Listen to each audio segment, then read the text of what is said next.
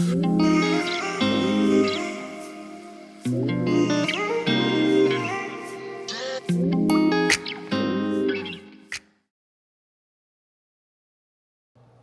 up, you guys? Welcome back to my channel. So glad you stopped by for another video. In today's video, we are talking about the escalating situation in America's economy today. I have been, just kind of keeping my thoughts and opinions to myself about everything that's going on in today's world. I now just want to kind of bring this to my platform and share this with you guys and open up discussion on what you guys think, because it's a whole lot going on. Anyway, before we get started, be sure to like, comment, share, subscribe. Also, hit that post notification bell so you do not miss anything I post. And don't forget to hype the video. Without further ado, let's get into it. Warning, warning, warning. 718,000 bankruptcies just in July 2026 in the United States. Over 54,000. Let's get into it and let's talk about how the economy is making bankruptcies skyrocket. People cannot pay their bills. Home foreclosures are up 21%. Auto repossessions are up 30%. Over 9 million student loan delinquencies. These bankruptcies are a 10% increase just from last month in June 2025. How much higher is July 2026 than July 2025? Personal bankruptcy is up 11% higher than 2025. Small business bankruptcy up 8%. If you did not know, small business makes up 98% of the businesses in the USA. It's not large corporation. We are trending up. Every single month. Double digits in personal bankruptcy. Small business bankruptcy. Farm bankruptcy. That means the economy is collapsing every single day. People cannot pay their bills because groceries are up 50%. Gas is up 37%. Tariffs and extra tax on Americans are contributing thousands of dollars increase in what you buy every single month. Buckle up, ladies and gentlemen. Our economy is going to get worse. It's collapsing every day. 165 days ago, the U.S. struck Iran, and they said they're not dealing with anyone until January 2029. That means higher grocery prices, gas prices, auto parts, lumber, cars, tennis shoes, back to school, all of that will continue to go up while your wages are not keeping up. You found this post disturbing but informative. Please like, comment, follow, and share. So, you know what? This one was a really good one. You guys, what is going on? What is going on? What a time to be alive. Let's say that. The thing is, though, it really makes you worried. You know, when people are talking about an economic collapse, that's absolutely insane. Like, let's just take a moment and sit with those words. An economic collapse. Are we really, is this real? Pinch me. Is this real? Are we really living through something like this? So my whole thing is, with the bankruptcies and car repossessions, I'm just like, y'all, do we feel like something's really, like, do we feel like something's coming? Are we supposed to feel like something's coming, or are we supposed to look at this as people who just weren't financially smart or responsible? Like, I really don't know, because when it comes down to a lot of the layoffs and stuff, it makes sense why these numbers are going up. These people don't have jobs. I'm assuming that the people who, or the numbers that are, accounted for in these, repossessions and student loans and the bankruptcies, I'm assuming majority of these people are people involved in the layoffs, right? Or maybe just some of the people who don't make enough. And I guess if we're talking about people involved in the layoffs, obviously that's valid. We understand. But the people who don't make enough, if you're getting your car repossessed, why'd you get the car in the first place? You know what I'm saying? Like, what are we doing here, ladies and gents? Let's get something more affordable. But this video really stood out to me because, again, the words economic collapse, we're not just going to swipe past that. You know what I mean? And you keep hearing this phrase, this term, and it's really scary to think about. I'm not trying to incite fear or panic, but I really wanted to open the discussion up about where do you guys think we're headed? And for those who are wanting to prepare, it's like, what do we do? Which way do we go? Do we just keep saving and investing, running our business, and, buying property? Is that our strategy? Just keep this thing going? Just making sure we're diversified? I kind of feel like that's really the main thing. Nobody really knows. So I kind of feel like that's really the main thing. Just maintain diversification and, stay invested, stay running businesses, stay trying to build businesses. You know what I mean? Stay on your toes, stay on your pivot. I really think that that's literally the response, but that's only if we're headed for economic collapse. But if we think everything's just going to be all right, this is just a normal economic cycle, which I guess a collapse could be a part of a cycle. I don't really know. Then I guess we could not panic so much. But when they say things like economic collapse, I can't help but see a little red siren go off. It's a little freakish, if I do say so myself. All right, let's get into the next one. Well, now we know why Taylor Farms didn't want their name in the news and why the federal government was so quick to say, oh, it was an accident, it was a false positive. Look here, folks, slave labor. They've got a Department of Corrections contract in Arizona where they're paying inmates $1.25 an hour. But guess what? The Department of Corrections in Arizona, they're getting $4.75 per person per hour. Folks, you can't make this shit up. This is slave labor. If you've never been in jail, you have no idea what I'm about to tell you. You will do anything to get out of that place. And you will do anything to get commissary money because they feed you food that is not fit for human consumption. I'm just going to lay this out right away. Taylor Farms, I will never buy another one of your products ever again. I mean, look at this, folks. Look at this. And tell me this doesn't look like modern day slavery. You guys, this one.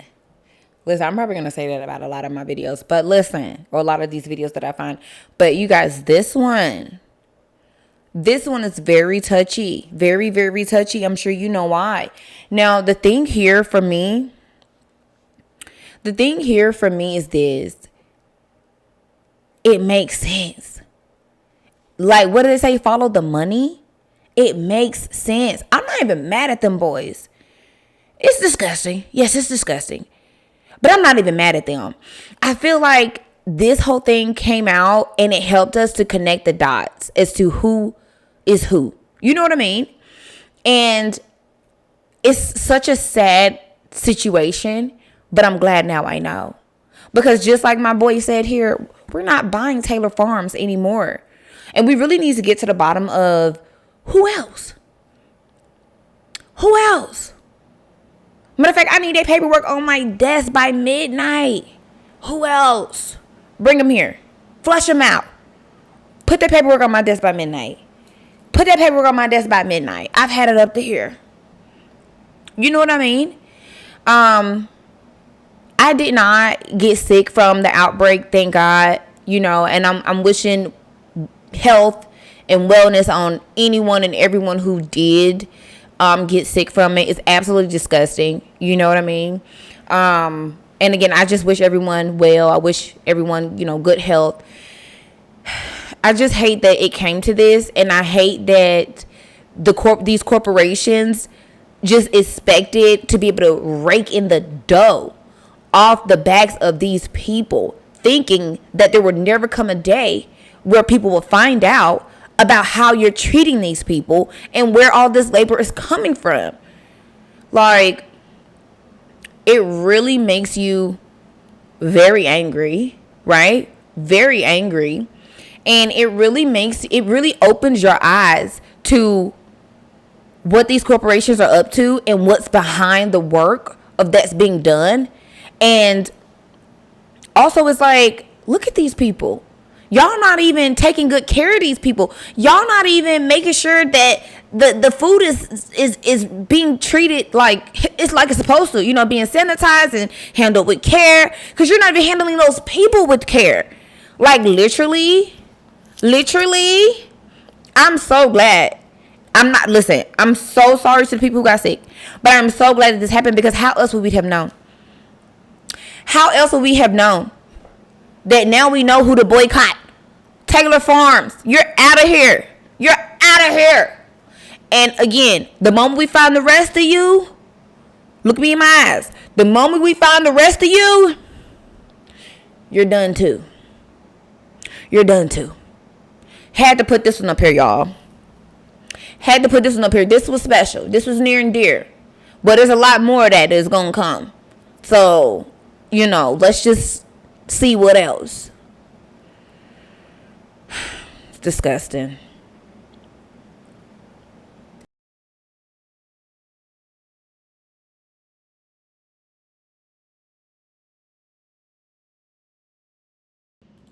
Taken off. The rent comes due. It doesn't get paid. They try to contact the people. Doesn't seem like anybody's there. They finally open up the apartments. All their stuff is there. Just the clothes is gone. The furniture, the kids' toys, the food, everything left behind, and they never came back for anything. We're starting to get reports this is happening more and more. Some people think it's deportation. Some people think it's the fact that Section 8 is not paying anymore. They still haven't given an exact reason, but they are reporting that this is happening. Some of the major players are saying in some cities, in some states, they're seeing this more and more, and they show actual videos of their maintenance men having to go in, move everything out, take it to the dump, just like when we foreclose on a home. Everything goes straight in the trash. Nobody's taking the stuff with them when it all matters.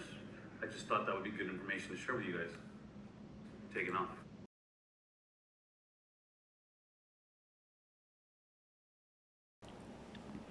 I thought this was a really great one too, you guys. So I find it very interesting to hear about people who aren't even reporting them moving out to the front office. These people are just coming into the apartment, finding the apartments unoccupied. People are leaving their stuff. I'm just like, do we believe that this is some of the deportations? Honestly, I can see that. That makes sense. I see that. These people are just being snatched out the street. How could they go back home and pay rent and let the apartment community know? That makes sense. See, the thing is that it's got to be that. You know what I mean? Because we've never really heard of that ever before. Most people, when they're going through financial turmoil, they do go to the office and tell the office about what's going on. You don't hear about apartments being left unoccupied unless someone has died. Y'all, I used to work in property management. Okay, I used to. Okay, I've been on the receiving end of trying to reach out to a tenant and not hearing back from them, just to then get a phone call or visit from a family member like, yeah, they're no longer with us. So then we go and we clean out the apartment and things like that. Now, again, that's not something you hear about a lot. Those things don't happen all the time. You don't really run into that a lot. People die, yeah, but that's not the number one reason why people just leave apartments like that. You know what I mean? And so I just feel like the whole deportation thing, that has got to be hitting the nail on the head. And I just feel bad. It's really gut wrenching Because people work hard for their stuff. People work hard for their place. People work hard for their stuff. And then somebody just gets to go in there and just take your stuff. And you will never see that stuff again. I mean, these people won't even see their home again. Like, it's just so much going on. I'm like, you guys, is now the time to panic? Have we hit the panic button yet? Or are we just holding out? Everybody's still calm. Let me know where we are. Because you guys, in my mind, like I'm glitching. You know what I mean? Like the NPC that I'm supposed to be is glitching. Like I'm having a hard time doing my job. You know what I mean? I'm having a hard time showing up to work being the NPC. Seriously. I guess that's why I'm probably not an NPC. Okay, maybe sometimes. But the point is, nobody wants to work hard and then just get snatched out of everything they worked hard for. I really hate that for people. And I wish this was not the case. And I don't know, you guys. Keep your families close, you know, and, you know, stay in communication with, you know, your landlords and let these people know so you can come and try to get their stuff or something, you know. People work hard for their stuff. And it's just so sad, you know. Work hard for a place to stay. Work hard to just be a productive citizen of society. And this kind of thing just happens to you. It's really sad. But these are the videos that I got today. I'll check in for another video, you guys. Again, let me know your thoughts, your comments, where you guys stand. Are we hitting the panic button yet? Or are we just remaining calm? Remember they used to say, remain calm and drink your water. You know, and I'm just like, are we still doing that? Do we need to push those posts out again? I don't know, you guys. I don't know. But I do know I'm worried. I don't know how to feel about, you know, this whole outbreak in our food. I don't know how to feel about the economic collapse. I don't know how to feel about, you know, people being snatched off the freaking street. It's just a lot. And I'm just like, look, let's talk about it. I don't know what else to do. I need to come out of my hobbit hole, get out here, get active, talk to the people. Y'all, what are we doing? What's going on? God help us all. God help us all. All right, you guys. I'll see you in the next video. Again, like, comment, share, subscribe, hit the post notification bell, and also hype the video. I'll see you in the next one. Mwah.